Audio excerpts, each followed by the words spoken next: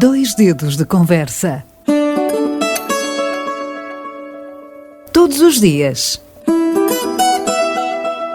Dois dedos de conversa. Uma rúbrica de João Figueiras e convidados. Na Alvor FM. A saúde está primeiro, é o nosso slogan aqui nos Dois Dedos de Conversa hoje. Convidamos para esta rúbrica, a segunda rúbrica, com o Dr. Ivo Carneiro, que nos vai trazer à antena o tema Síndrome da Apneia do Sono. Bom dia, doutor. Bom dia. Este tema da apneia do sono tem pano para mangas, como se costuma dizer na gíria. O que é que se lhe apraz dizer sobre a apneia do sono? Muito bem, muito bom dia.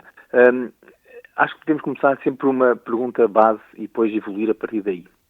É uma pergunta que fazem diversas vezes, várias vezes por semana, é: ressonar é normal? Uhum. E não é. Não é normal, nem para as crianças, nem para os adultos.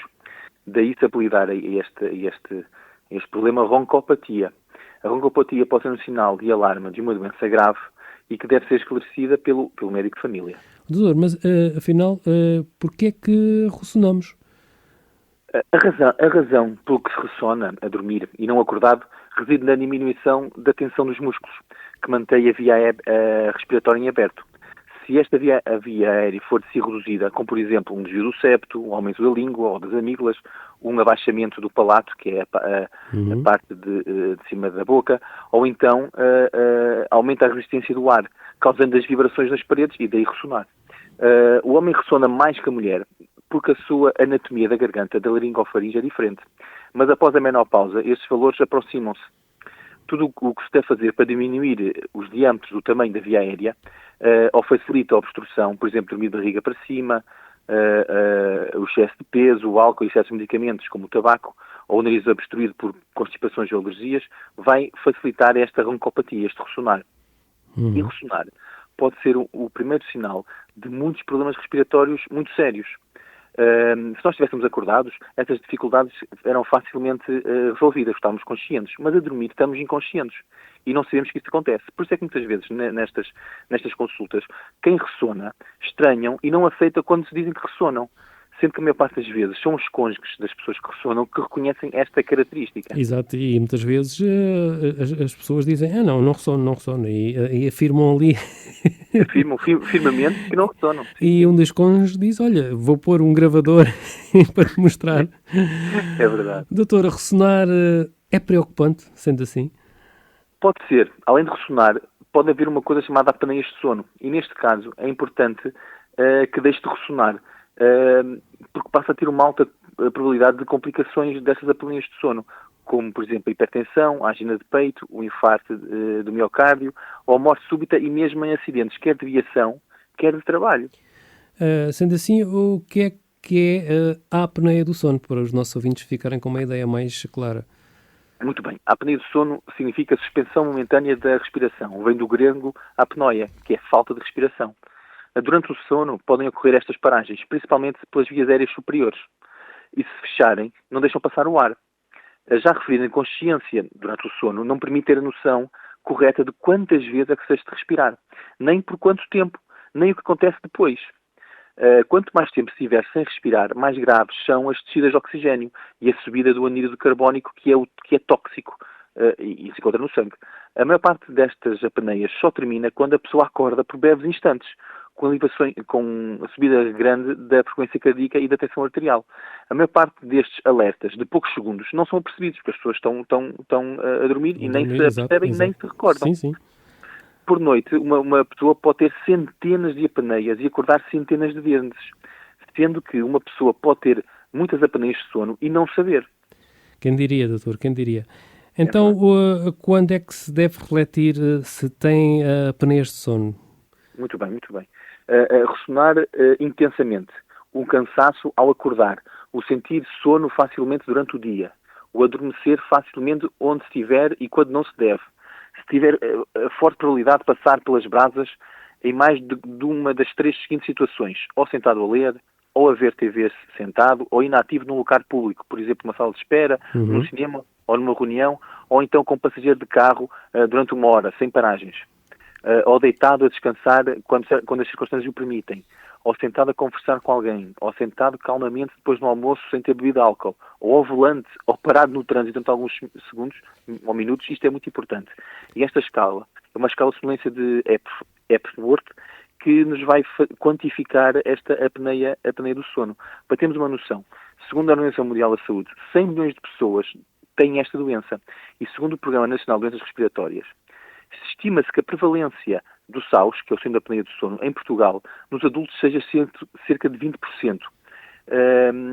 E em relação à mortalidade, em 2019, faleceram 104.964 portugueses, sendo que 12.202 tinham já doença respiratória prévia. E é uma situação que muitas vezes não se fala, doutor. Sim. É porque nós realmente estamos sempre mais virados para a tensão, para os diabetes. Exato. Mas há uma série de síndromes que vão piorar este próprio síndrome. Por exemplo, segundo a Direção-Geral de Saúde, a apneia do sono representa um fator de risco significativo para doenças cardiovasculares, ou seja, vai agravar todas estas. Como tal, está associado ao aumento da mortalidade por essas doenças. Recorde-se ainda que com o desenvolvimento da insulinoresistência na diabetes, são as pessoas que levam insulina, a sonolência diurna excessiva é uma das manifestações mais importantes desta doença e é uma das principais causas de acidentes de aviação e condiciona, por outro lado, o desempenho normal de uma pessoa no trabalho. Ou seja, o síndrome da apneia obstrutiva do sono pode ter um custo, quer direto, quer indireto, muito significativo na saúde.